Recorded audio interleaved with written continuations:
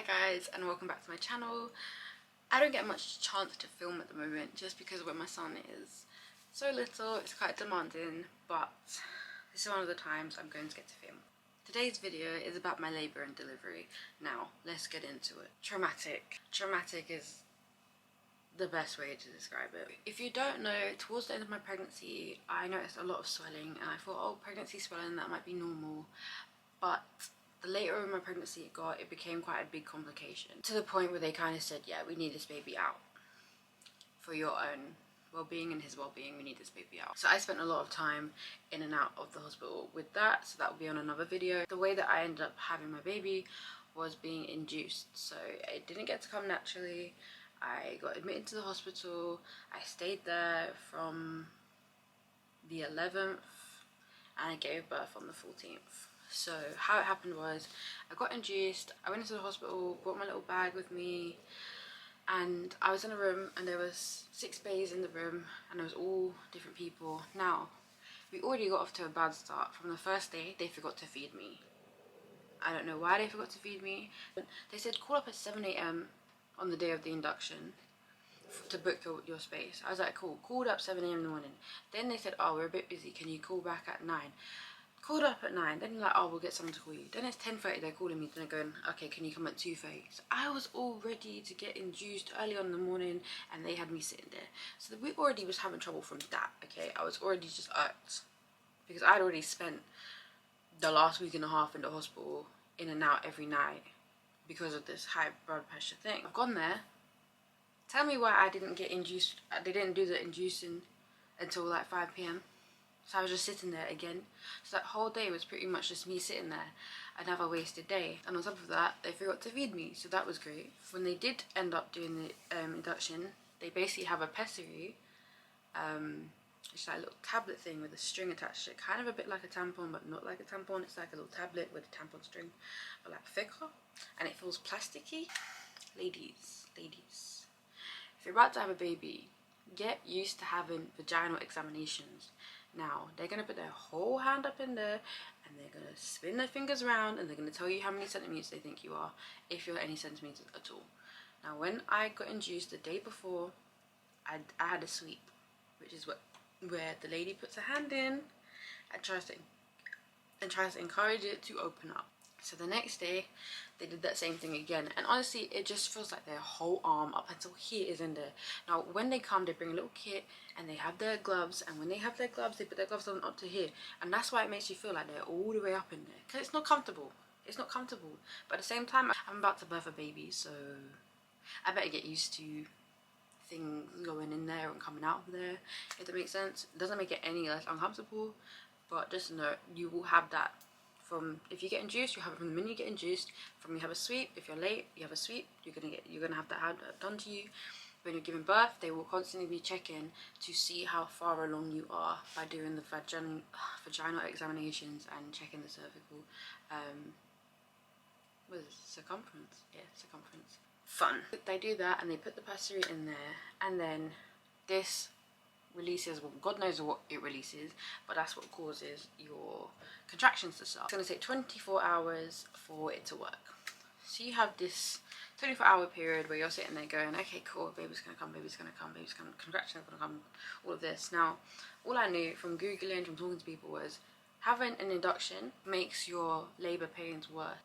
Later on, having an induction makes your labour pains worse, and then having your waters artificially broke makes your labour pains even worse in terms of your contractions being really bad. So I was just like preparing for the worst when I knew I was getting induced.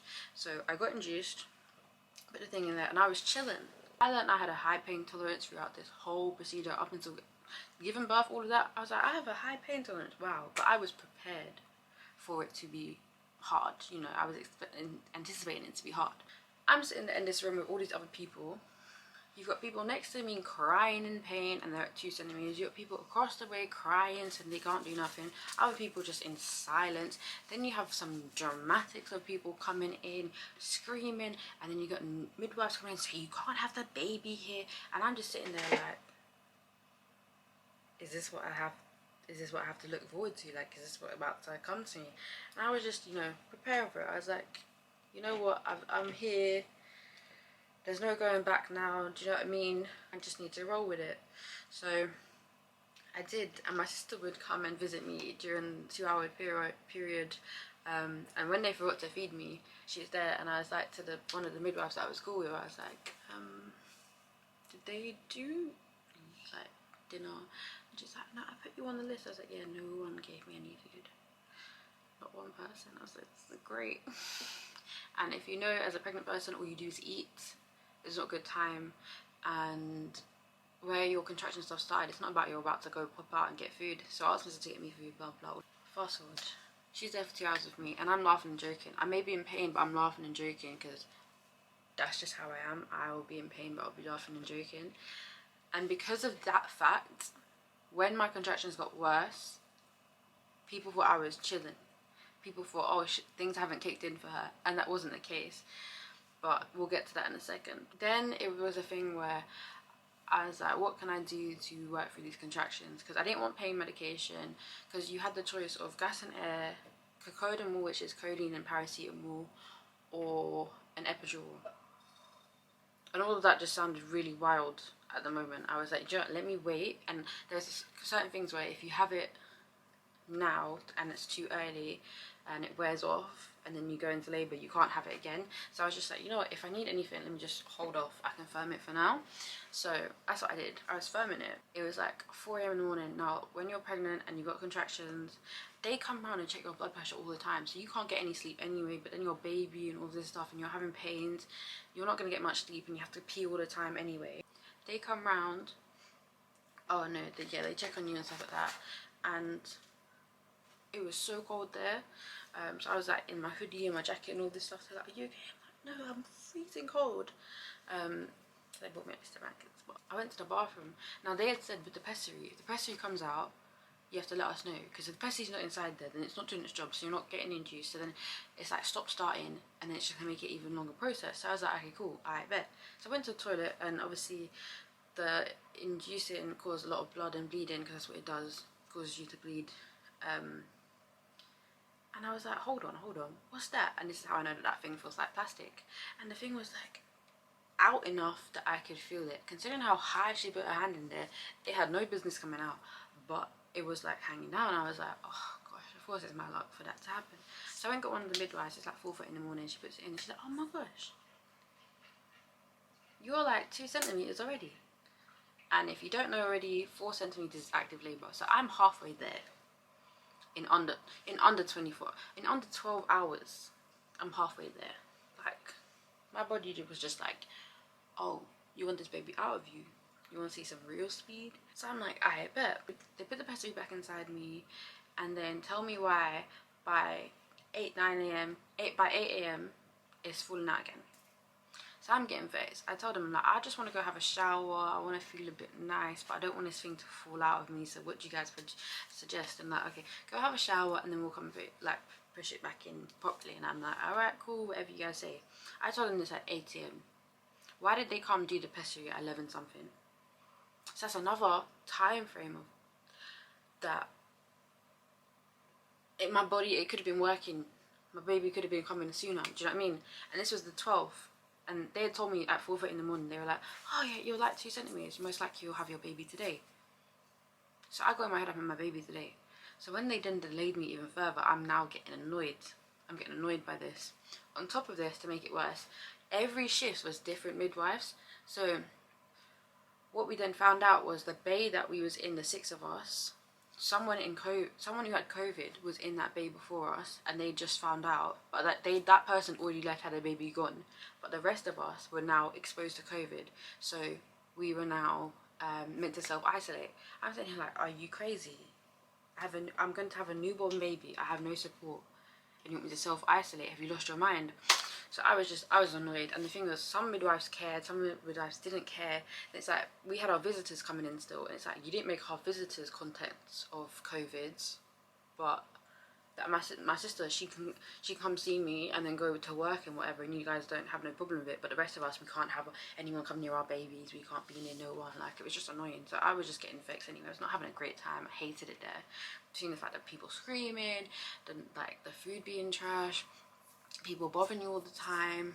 you know, just things being extra slow. It was jarring, some rude stuff, do you know what I mean?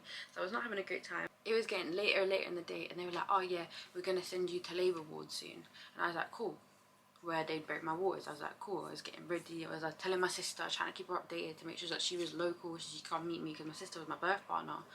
And I was like, alright, cool. And I was like, okay, cool, he's coming today. And the day just getting later and later, and no one was coming around to me. And the pains were getting worse, don't get me wrong, the pains were getting worse, but I was still firm in them. Why? Because bitch, I'm a big gangster. I was just firming them, to be honest with you. I was just firming them. One of the midwives on shift, she was a complete bitch. I actually hated her. I actually hate her with the passion, because she fucked with my life. She then started moving mad about COVID and all that stuff, and saying we can use the same toilet, we can do this, and I'm like, but we've been here 2 days and we've all been doing the same thing, and now all of a sudden it's an issue. But you know what, go off, you do your thing. But she was just jarring me. So this thing happened where I could not pee. Like, I could not pee. I'm still in pain from the contractions, but I'm chilling, I'm cool, I'm vibing. The doctors come. Like, a doctor that I had, a specialist outside of this, came to see some woman, and he knew that I was there, so he checked in on me, and I was like, yeah, I'm cool, just pain. And he was like, yeah, but you're about to have a baby. And I was like, yeah, I know, exactly. So I was chilling. So when this woman is now in charge, I asked her, I said to her, I was like, I can't pee, like, something's wrong, I can't go to the toilet. And I was drinking big, like, 2-litre water bottles twice a day, and then water outside of that, but I was always back in bare water. So I didn't understand why she wouldn't help me when I'm like, I can't pee. If I can't pee, where's all this liquid going? You know, something's wrong here. And it was really stressing me out. And she's like, oh, I'm not going to do anything. I was like, I might need a catheter. Now, if you don't know what a catheter is, it's like a bag that they attach to your bladder. It's not comfortable. To your bladder. And it basically empties your bladder for you. So I was like, I might need that. And this lady was like, no, I'm not doing that for you. It's not been long enough. And I'm like, but I can't pee. I need to go to the toilet. And she wouldn't do it for me. And she just left me there. And I said to her, can you examine my vagina to tell me how far along I am? Because I knew I was far along. I knew I was in active labour. But at the same time, like I said, I was still chilling, laughing and joking, FaceTime with my friends. I wasn't screaming like the girls that was at 2 centimeters. And it's nothing against them. It's just I knew I had a high pain tolerance, and because I wasn't behaving like them, they were like, oh, she's fine, leave her. So they kept telling me, yeah, you're going labour ward, Didn't go labour ward.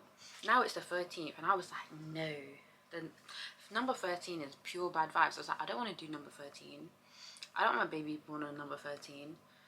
I don't know about you guys. And people, I tried to then like justify it, so I was like, but if he is born today, then number 13 will now be a good number. But at the same time, I was like, no, bad vibes. So that whole day, it was like, yeah, you're gonna go to labour ward. But we've had a lot of emergencies, but you're gonna go labour ward.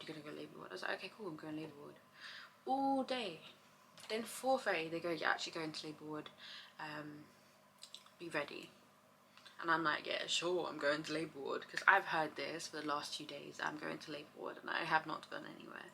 So I was like, yeah, sure, I'm going to labour ward. Oh, let's be ready. It was like 6 p.m. I actually ended up going to labour ward. My sister came and joined me. Bear in mind, I ain't eaten because that's around the time food happens, but I'm about to give birth. So this is when they artificially break my waters. So they do the vaginal examination, and the lady's like, oh, you're 5 centimeters. Bear in mind, they've done a handover between that bitch that was doing the last shift I could not stand, the rude one that didn't want to help me with peeing. I still can't pee. I haven't peed for over 12 hours now. I can't pee. Like, I tried peeing and blood came out. Like, not the vagina, the pee hole, there was blood. I didn't like it. Too much information, I know, but this bitch didn't want to help me, so I don't like her. And then they were trying to do my handover, and all I was hearing was incorrect information. I was like, no, that's wrong. I'll tell you what happened, because obviously I was there. She wasn't there. I must have been vexing her, but at the same time, this is my care. This is about to be my pregnancy. This is my giving birth. This is my baby. So I will be telling you what's right and what's wrong. If you have a problem with that. Anyway, they have this little handover. I'm like, yeah, that's incorrect. I'll tell you what's happened. And I'm sitting there, and where my pregnancy was induced and I'm now considered high risk, my whole birth plan went out the window. And that's what's really upsetting, is that you're like, oh, maybe I'll have a water birth, you know, and because of complications, it went out the window. So I would just go with the flow. I didn't know what was going to happen. I ended up going into the room. They hooked me up to the ECG where they put the the monitors on your baby and your belly and stuff, and I'm like hooked, and I'm stuck to a bed. And that's not what I wanted for my pregnancy. I wanted to be bouncing around on the ball, because during being induced, me and this ball became best friends. It's really cool. It helped ease the pain, so it was great. But I can't do none of that during labour, because I have to be strapped to a machine so you guys can make sure everything's fine.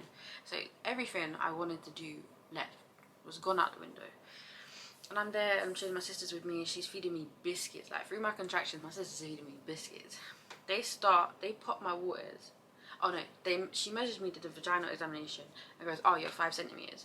Then she pops my waters, and this is like, I don't know, 7 o'clock now by the time she's popped my waters.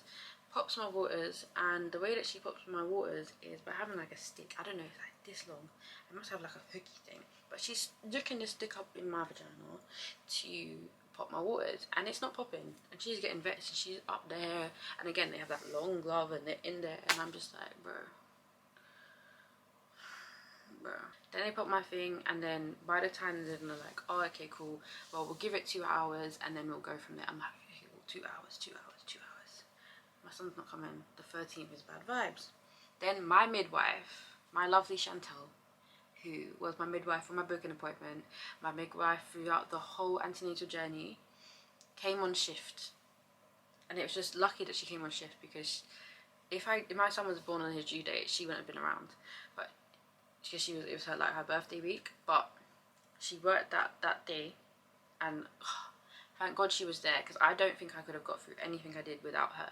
She came on shift, she had a student midwife with her, and strangely enough, I was really concerned before that the student midwives would be the ones that don't know what they're doing, and it gives me mad anxiety that if you don't know what you're doing, you shouldn't be anywhere near me, especially as a first time mum. It stresses me out.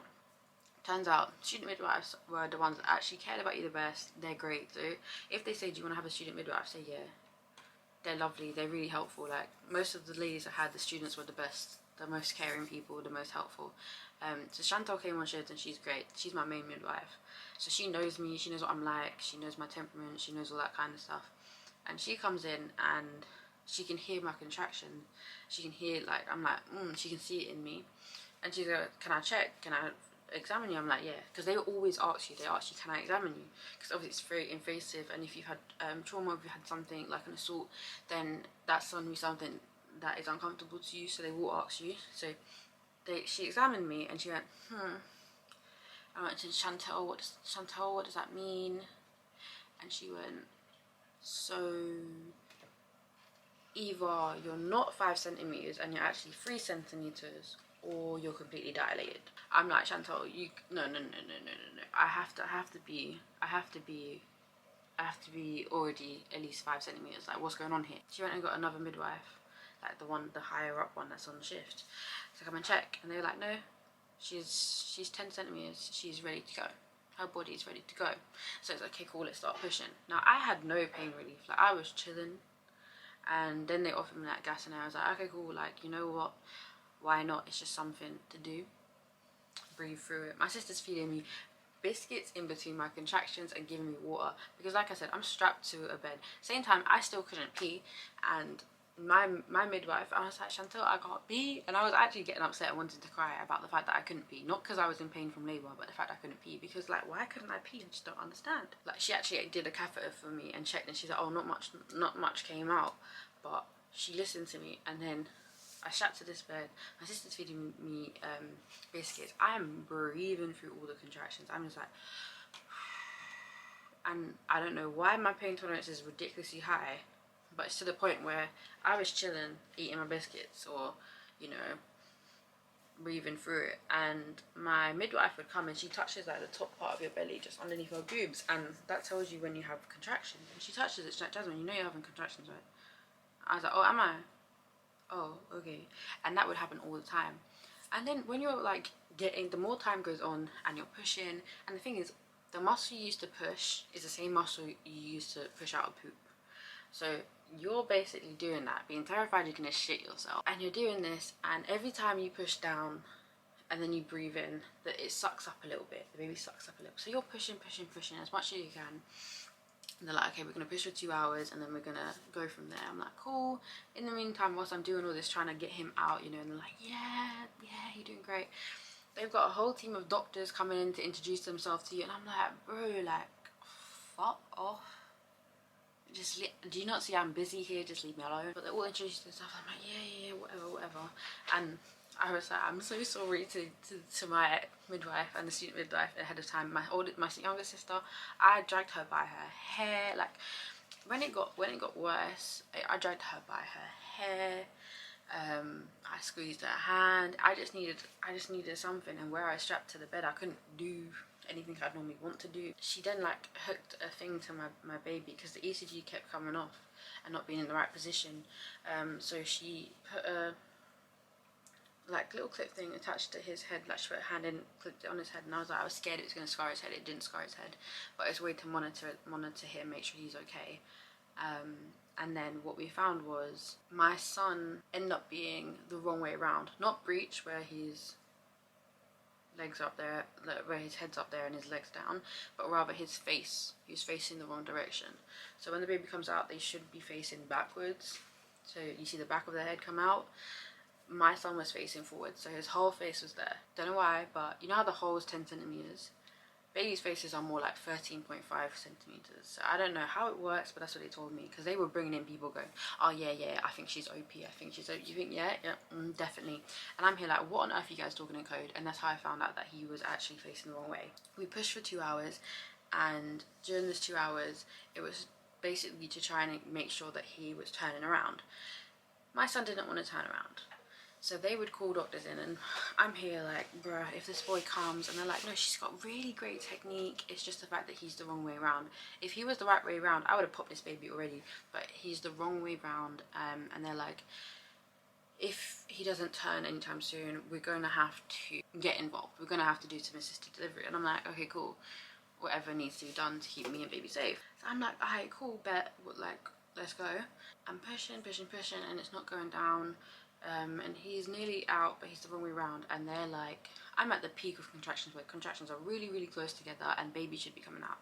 Then they bring in like 100 people, and they're like, we need to do emergency surgery with you. Like, we need to do this now to help get him out. And I'm like, cool, do it. Like, and they're doing up some long-winded story, and I'm like, between my contractions, I'm breathing through it. And what they made me do prior to this was breathe.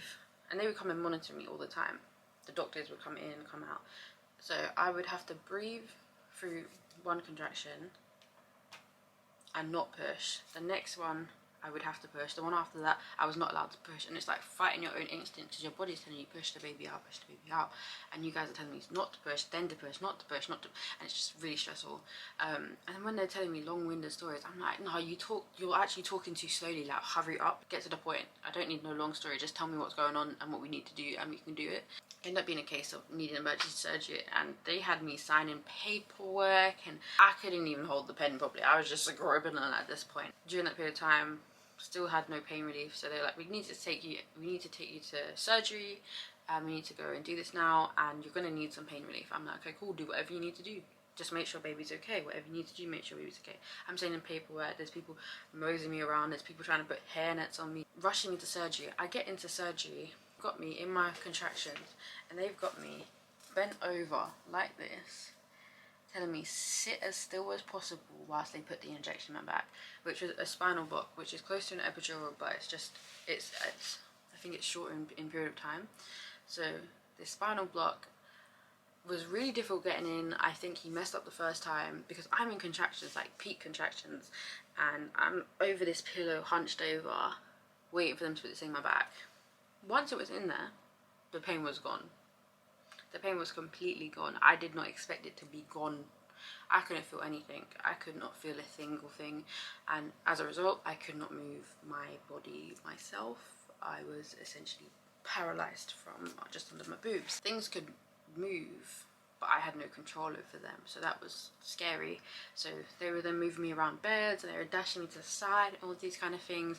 They cut off my bracelet, which had like my baby feet on, and like it was a wish bracelet from Bump from my friend, and they brought it out to my sister who's outside, and they gave it to her and was like, we're gonna leave this with your sister stuff. And my sister genuinely thought I died because of what they were doing, the way they cut it off. They've got me thrown around this room, to the point where I'm literally sliding and I can't hold myself up, because you cannot hold from underneath your boobs down. Like, my body's finished, I can't do anything.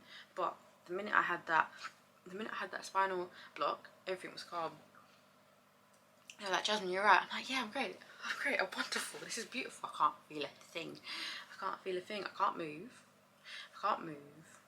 but I can't feel a thing. It's wonderful. Then they're like trying to take my clothes off, and I can't help them, and it was just a lot. And there were so many people in this small room, and then taking me to surgery, there's so many people rushing around. Then they've got me thrown around, they're writing things on the board, everyone's introducing themselves, and I'm like, I know who everyone is. Like, come on. They're like, Jasmine, we have to do it legally. I'm like, deal with the baby. Which is why when I had the spinal block, I calmed down because I couldn't feel it anymore. They were still happening, I just couldn't feel it. Not a single contraction. So people who have epidurals, like, if you have an epidural from the start, like, a genuine question is, how did you know how to push? Because if I hadn't spent the last 2 hours pushing, I would not have known what to do. And I know, like, people say, like, if you have an epidural, it will take longer because you're pushing, but you can't feel it. I don't know how I would do it with the epidural from the start. Absolutely crazy. This whole period of time was crazy. They then brought my sister in, and they've got my legs up in this thing, and I can see my legs, but I can't feel them. My sister's touching them, like, can you feel that? I'm like, I can't feel shit. And it was so odd. Like, it felt like it wasn't my body anymore. I felt like I was a separated person. They nearly threw me on the floor. The doctor was like, don't, no, she's slipping, help her.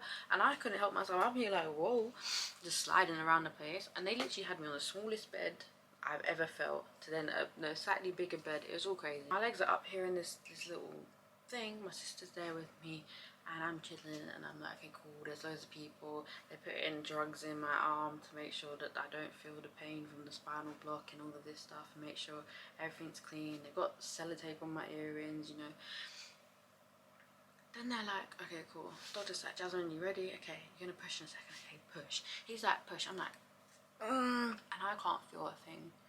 I can't feel a thing. But because I spent the last couple of hours, I'm just in the same thing that I was doing then, by telling my brain, but I can't feel it. So I'm like doing the motion, but I don't feel anything. And then he tried something, and he's like, that doesn't work. Then he's like, give me this, to whoever he's down there with. Next thing you know, and this is where it gets crazy, next thing you know, my son flies through the sky and lands on my chest. The doctor actually dashed him, and my sister's actually a witness to him. He dashed my baby from down where he was, because I was up with my legs up here in the sky. He's down there, and he dashed my baby, and then my baby landed on my chest. My baby wasn't making no noise. I was stressed. Then he's in my face. I'm like, hi baby, hello. And then the doctor's cussing people because they should have been doing something. Then people start rubbing him to make him okay. Then they take the baby over there, and I can hear him crying. I'm like, okay, cool. I did it. Like, I did the baby. The baby came out. The baby's fine. The baby's looking at my face. He's crying. He's cool. Everything's fine. But it's the fact that the doctor dashed my baby from down there all the way up onto my chest. Crazy, considering how delicate babies are, especially a newborn baby. He's throwing them around like that. And this is not an exaggeration. It was just mad wild. My sister's over there taking pictures. My midwife likes her. They're chilling, they're taking pictures and stuff. Then the doctor's still cussing. Now, I spent longer in surgery getting repaired than giving birth in that surgery. So I still can't feel anything. Got the baby, I'm chilling, my sister's over there, they're telling things. Then they bring the baby over when he's a little bit cleaner, and they've done his special K injection and all that stuff. And they bring him over, and he's on my chest. I'm like, hi baby, hello. And I still can't feel a thing. In the meantime, my midwife comes over and pokes my belly, and I can see her poke it. I can't feel it. She goes, flat, because my whole stomach deflated. In that short period of time, it deflated. They had my placenta, and I was like, they're like, oh, we're going to deliver your placenta. I was like, okay, cool. I was like, had my placenta been delivered yet? And they're like, yeah, it was delivered like 5 minutes ago. It came out straight away, because they injected something into me and it made it come out. But where I couldn't feel anything, the injection in my leg didn't mean nothing to me, and they just got it out straight away. I've heard people say, like, you have to give birth to it as well. In the meantime, my doctor's down there. Someone's scribbling on the wall about how many pints of blood I've had to use, 14, all of this. And I'm like, this is crazy. So in the end, what happened was, the original instrument they tried to use, so they cut me open, which is why I had the spinal block and all that stuff. Then the original equipment they tried to use to get baby out was a suction cup, like kiwi cup I think it's called, which is basically like a suction cup and it sucks them out, and that's what gives baby cone heads in it. That didn't work, which is why he then panicked, and then he got the forceps. Now the forceps are like giant Salon togs, and you put them either side of the baby and yank them out. That caused trauma that lasts with my vagina to this day. To this day, there's still pain from that. It's crazy, but it got him out, and it left little marks on his head, which have now gone away, but it left little marks on his head from where they dug into his head. They lasted for about a week and a half, and then they went away. But it was just about like, he was okay, and I'd had my baby, and he was alright. And then once I'd been sewn up and the doctor was happy, they then took me to recovery, and I was sitting in recovery with my sister, and this is the 14th now, this is Valentine's Day, and I was like, my son he knew number 13 was bad vibes, and he came, and it was 1:44 a.m. on Sunday the 14th of February 2021, and he came, and he was beautiful, and he was wonderful, and he was blowing bubbles. I was just so happy, and it's crazy, like I actually gave birth to a baby. So I spent a couple, like an hour or so with my sister, because where it was outside visiting hours, it would have just been me by myself until like 6 p.m. that Sunday. So she was still with me for a bit. That's when we did the skin to skin properly, and they showed me how to do the breastfeeding. And at this point, breastfeeding was a completely different story, but it was nice to spend that time with him, and my sister could be with him. And my sister was like, she was the first person to hold his finger. Or let me just interject here real quick. One thing that happened to me during my labor that was really, really bizarre was immediately after I gave birth, like after I left surgery, I had a cold. I had a random cold, and it only lasted for like a couple hours. Innit, Kira? I was sneezing and coughing up phlegm. It was disgusting. My sister says it was disgusting. I was literally sneezing and coughing up phlegm and sniffly nose. And I'm sick at the moment now. I'm sick right now, if you guys can't tell already. Hopefully I don't sound too bad. But it was just really odd. Has anyone else, after they gave birth, had that weird cold thing? Like, I don't know if it's like a known thing or what, but no one's ever told me about it. But it was just really odd. Like, for a couple hours, I had a blocked nose, and I was literally coughing up phlegm and coughing really badly and stuff like that, and it was just really weird. Long story short, I was induced on the 11th, I was in active labour on the 12th, and I gave birth on the 14th. So I was going through it, and the only reason I had to have any pain relief was because they had to do emergency surgery and sew me up. But that is my labour and delivery story. If you have any questions, comment down below. Don't forget to like and subscribe. Hope to see you in the next video.